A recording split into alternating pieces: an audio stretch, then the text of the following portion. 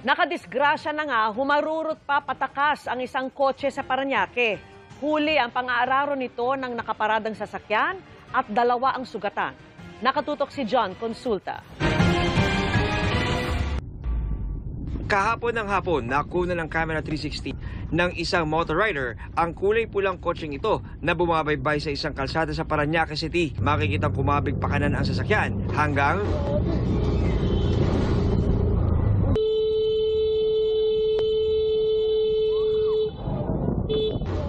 inararo ng pulang kotse ang nakaparadang e-trike at motor sa kanan. Pero sa halip na huminto, humarurot itong paalis. 2 tao ang nasaktan.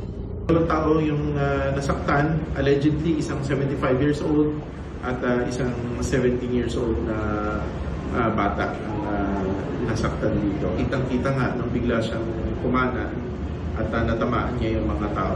Ayon kay Land Transportation Office Chief Marcos Lacanilao, na-trace na nila ang may-ari ng pulang sasakyan. Tukoy na namin yung registered owner ng sasakyan. Sa ngayon, nag-issue na kami kaagad ng show cause order dun sa sasakyan, sa registered owner, at inaka-alarm ngayon yung sasakyan.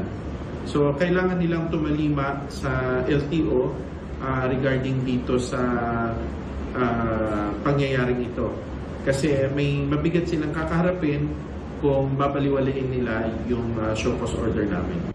Para sa GMA Integrated News, John Consulta, nakatutok 24 oras.